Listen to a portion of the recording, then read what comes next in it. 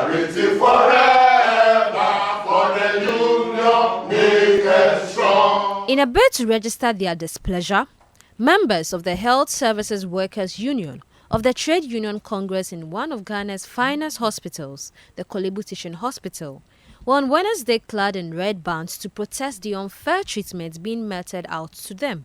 The union, which comprises paramedics, physiotherapists, cooks, laundry workers, mortuary workers, pharmacists and laboratory technicians and others, has accused the government of discrimination because of its failure to both review their collective agreement and ensure the finalization of negotiations for improved conditions of service for its members. They further alleged that the agreement has not seen any proper implementation and renewal since its expiration in 2019. Here is the Greater Accra Regional Chairman of the Health Services Workers Union, Nene Winfred Te Aglo, expressing the union's disappointment in government. The union has called for renegotiation, and that has been done.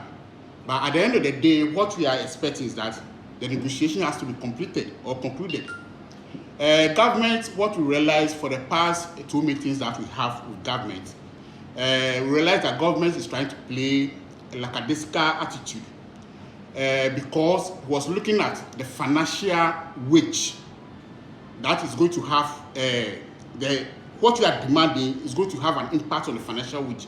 So they are trying to play a lackadaisical attitude. But the question is, we are all in the health sector. We have categories of staffs. Others are enjoying their conditions of service and others are not enjoying the conditions of service. It is unfair to us because we are all doing the work as a team. And at the end of the project is providing healthcare services to the people of this country. Why is it that others are enjoying and others are not enjoying? This is what we are fighting for. And we are trying to tell government that it's so unfair on our part as health workers. Mr. Te Aglo added that Wednesday's action was a prelude to their possible industrial actions scheduled for Monday, October 25, if government did not intervene. You know, at the labor front, the only word or the only action government listens to is an industrial strike. We are praying. We want harmony to exist in the health sector.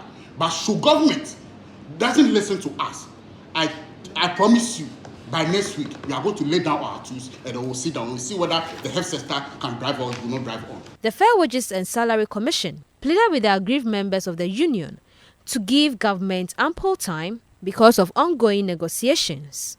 We've been negotiating with them, and that is how we go about negotiating conditions of service.